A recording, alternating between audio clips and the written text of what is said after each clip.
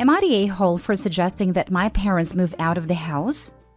I am the oldest of my parents' 8 children, all 3 to 16 years old while I am 23. My biological father died 2 months after I was born, and my stepfather has been present in my life since I was 3 years old. The house I currently live in belonged to my paternal grandfather when he died, as he had no wife and children as my biological father was an only child, made me the only heir of his estate. He passed away when I was 15. As the house was quite big, 7 bed, 4 baths, my parents talked to me about our family moving there as it would be cheaper and could accommodate everyone. The only thing I wanted was the master suite for myself, and it actually became my bedroom. Currently, my mother is 6 months pregnant. Again. I work and earn a good salary. I don't pay the house bills, though I help with the groceries. This month, I started having complaints from my parents saying that I should help more with my younger brothers. I always argue that I'm not their father and that is their responsibility. And as they are so financially tight, started to charge me to pay some bills because they were not able to. And I started to pay some, though not as much as they wanted. I had my limits when they suggested I move into their room, as they would need space for the new baby and that since they pay most of the bills, they should have the biggest room. I told them they can pay most bills, but they don't pay a dime on a huge house that's only in my name. And if they want more space for their 9th child, I suggest they move to another house, because I am the owner of the house and I won't give up my comfort because they won't stop having children.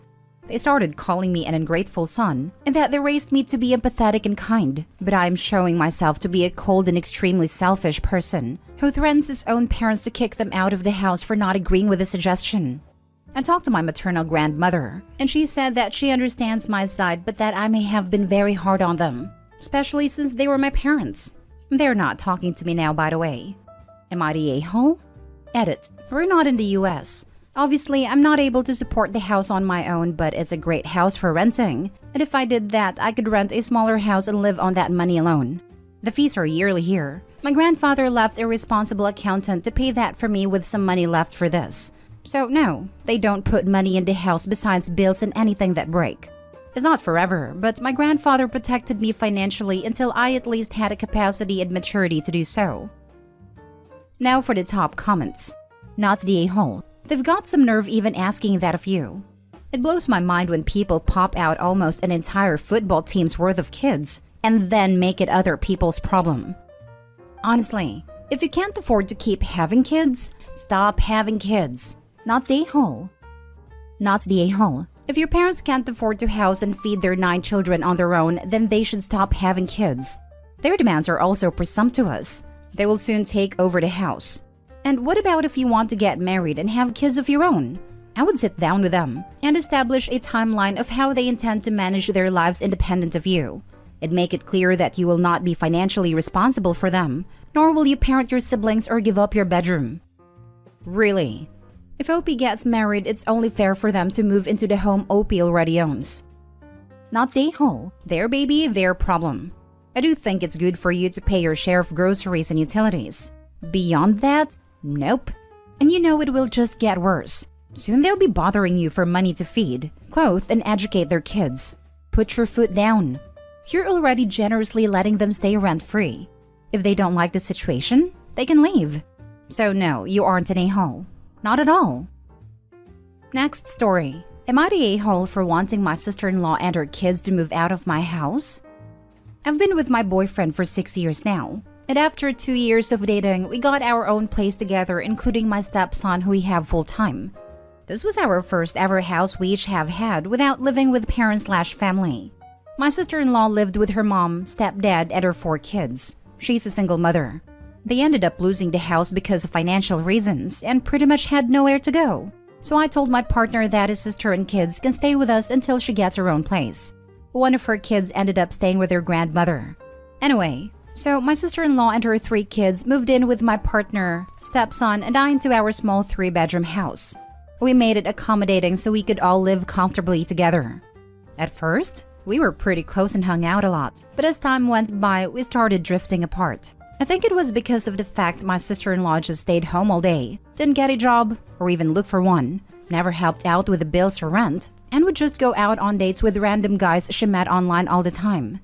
My partner and I both work full-time jobs, and every day I would come home and the house was an absolute mess because of all the kids. They tried to clean it, but honestly, there was no point because it would just end up going back to being messy. And I was so sick of it. This went on for over a year. She still didn't have a job and was living here for free. I would tell my partner that she needs to move out, but as she is his big sister, he defended her, even though he was annoyed as well. She ended up getting a boyfriend and would let him stay over at our house with his 2 kids. That's a total of 9 people now in our 3-bedroom house. They would have fights in the house and even broke one of the bedroom doors. My partner and I were so ticked off at the lack of respect they had. They ended up replacing the door, but that was it. I was over it. I started to put a list together of houses up for lease so she could start looking for a place. But she didn't seem interested. Later on, I found out that she was actually speaking to my stepson's biological mother, who at the time was very jealous of my partner and I being together and having my stepson full-time, and was trying to come up with ways to try and break my partner and I up. It was the ultimate snake move in my opinion. It didn't work though, and we had to sit her down and confront her about it. Can't really forgive her for it. But still, am I the a-hole for wanting them to move out knowing they kind of had nowhere to go, and it wasn't the kid's fault for anything? Not the a-hole. She is beyond disrespectful. Set a date and tell her that she needs to be out by that date, whether she has somewhere to go or not. She can go live with the mom of the stepson since they are so buddy-buddy. Not the a-hole. Your husband is way out of pocket here. I have a pretty similar situation minus the escalation. We have raised and been parents to my 10-year-old nephew almost since he was born. My sister moved in 3 years ago and was unemployed for about a year and a half. Before she moved in, I made sure that my husband knew that this was a 2 yeses situation. If he wanted her gone, she would be gone. I would be the one to handle any awkward situation or laying down the law with her. And I did. I was the one who sat her down and told her she had a month to find a job and pay rent or leave. It was not okay for your husband to say she gets to stay, even when the main problem was just her being unemployed. It's insane for him to try to force you to live with her now. Hard no. I would say she goes, or I go, except I wouldn't have to because my husband isn't an a-hole and wouldn't make me. Well, the good news, good for sister-in-law that is that she doesn't have to worry about conspiring to break them up. The guy's almost done doing her work for her. Not the a-hole. 1. She's not looking for a job to support her family and help with expenses. 2. She's not helping around the house or at least cleaning up the kids' messes. 3. She brings in even more people, still without helping with rent or chores. 4. She actively tried to sabotage your relationship. Have her pack up right now. She can stay with her good friend, the stepson's bio mom. 60 days if you are generous. 30 days if you want a shield from naysayers. Please look into your area's squatter rights, because 30 is standard for many landlords in my area. Again, do your research. Personally, after the relationship sabotage attempt, 3 days tops. Her poor kids. They're probably sick of her too. Next story. Am I the a-hole for not being willing to put my boyfriend on the deed on the new house? So, some background. My boyfriend and I have been together over a year and lived together since the beginning of the year. He doesn't hold down a job for more than a few weeks and has been through like 8 this year already. We are already rocky because of his attitude and not helping with finances when I've told him I need help. Now, I'm looking at selling my house. I got my house in my divorce from my ex-husband and it's paid off. I have primary custody, so he wanted me to keep it. Now, I want something different. And a 3 to 4 bedroom instead of the 2 bedroom I have. I want to buy another house from the proceeds of this one, either through using the money from it as a down or buying straight out. The problem is, boyfriend wants to be on the deed for the other house.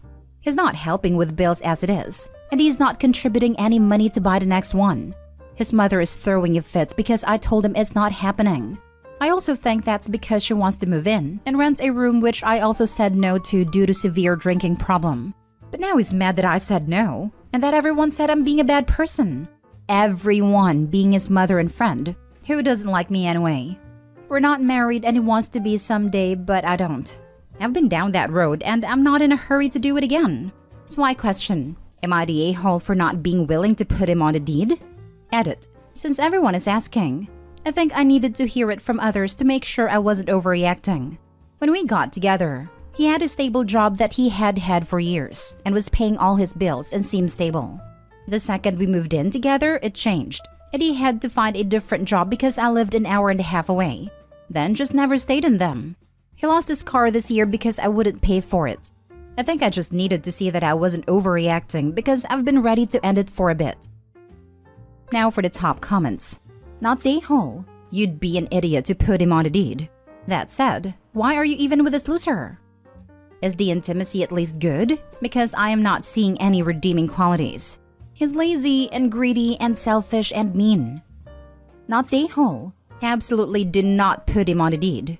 He wants to just be given half of your house that you are buying for your family? WTF? Definitely not the a-hole. You've only been dating a year. Think hard about what he is asking of you, and if you're prepared for his expectations from you in the future of this relationship. Not the a-hole.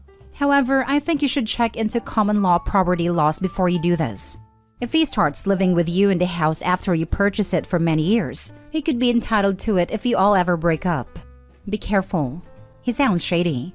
He's already mooching off you, so he will definitely try to take you to the cleaners if you ever try to kick him out. Didn't even think about this. You seem to be making really bad decisions regarding significant others. Use the move to the new house as a way to get this man out of your house. Stop financially supporting a grown man. That's money you're taking from your children and giving to him, either directly or indirectly. You should get some therapy. But until then, a hard boundary should be no moving anyone into your house. Around the 1-year mark is when responsible adults introduce their partner to their kids. There's no way in hell you should be living together. Last story.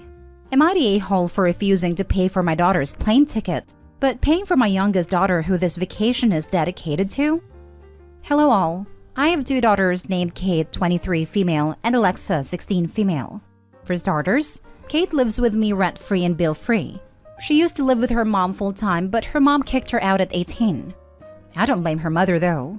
Kate was absolutely terrible in her teenage years. She was rude, disrespectful, and would steal, smoke, skip class, etc. Kate barely finished high school and was put in a continuation school. Since this though, Kate is doing a lot better. She didn't want to go to college, but she works at a fast food restaurant and is saving up for her own apartment. Alexa, on the other hand, is the opposite. She's amazing in school, works, volunteers, and still has time to do sports and clubs. I'm extremely proud of her and feel as if she puts too much pressure on herself. Me and my girlfriend decided to surprise her on a vacation. Alexa has always wanted to go there, and it wasn't as pricey as we expected. We planned this in early October. I told Kate about the vacation and asked if she wanted to come, but she would have to pay her own ticket. She said yes and would give me the money before Halloween. Well, she never gave me the money, even after being reminded, so I booked the trip November 1st for the 18th to 21st of November. I told my daughter this Sunday at dinner and she was very excited. Kate then said, "You'll have to cancel and hope they refund. I work those days." I told her she wasn't coming since she didn't pay. She was confused and thought I was paying for her. I told her that she was an adult who worked and lived free. Why would I pay? She got upset and said, because I'm her daughter, and that I was paying for Alexa, so why not her? An argument then ensued, which resulted in Alexa and Kate crying, with Kate saying she hated me. Kate has been ignoring us until we apologize and pay her ticket, which I won't. Well, yesterday Alexa sent me a link to a video on TikTok where it shows Kate crying and explaining the situation, but she lied about a lot of things in the videos and made Alexa and I look like bad guys. The video got a lot of attention and support. She even opened up a GoFundMe where she received close to $500. I showed my girlfriend and we were both livid. Alexa was also very upset about the comments, which fueled my anger. When she came home, a huge argument broke out and I basically kicked her out for the week. She's been posting on social media platforms since, talking about me, my daughter, and girlfriend. My daughter even got some nasty messages on her social media. My girlfriend told me I'm right on this, but my daughter told me to just pay for her ticket. I want to know if I'm doing the right decision, so help. Not a hole.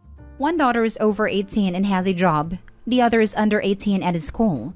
It is entirely reasonable to expect one to be able to pay her own way, while paying for the one who hasn't had any opportunity to make money for herself.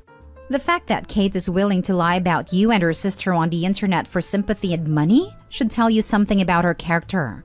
You could even report the GoFundMe as being fraudulent. Yes, please do report her to GoFundMe. She should not profit from this. Kinda think everyone sucks here. Her reaction is pretty bad, but it kinda seems like you're stacking the deck against her for past behavior a bit when they're both your daughters. Mentioning about how Kate was absolutely terrible as a child, even though you admit she's doing way better now, while being extremely proud of Alexa when that's not really relevant to the story is a pretty big tell. I'd be pretty upset too if I felt like my parents were totally favoring my younger sibling. Also, while sure 23 is an adult, it's hardly some unusual event for a 23-year-old to still be living at home while they save up for their own place. It's nice that you're letting her live there rent-free, but she's not some random tenant. She's a part of your family, and probably, and I would say rightfully, feels incredibly hurt that you're all going on vacation without her. You're obviously within your rights to say she has to pay her own way, and her reaction is immature, but you might want to look in the mirror a little bit as to why her reaction is what it is. Even if Opie looks down on Kate for being a former problem child, how does that change the fact Kate initially agreed to pay for her own ticket? It doesn't. That's why everyone sucks here. Her actions aren't right either. She is an adult who is acting like a child. Roasting your family on TikTok is hardly a bastion of maturity. And if she said she'd pay, so be it. But there's clearly bigger issues here with communication. Maybe it's just part of Opie making the case for why they're not the a-hole, but I also really think the description of the problem child versus the little angel who can do no wrong is discomforting too. It's just totally irrelevant to the story. If your argument is she's an adult, she should pay her own way, that's fine. But how they acted as a teenager shouldn't matter. But it really seems like it does. And it seems like that colors the whole story.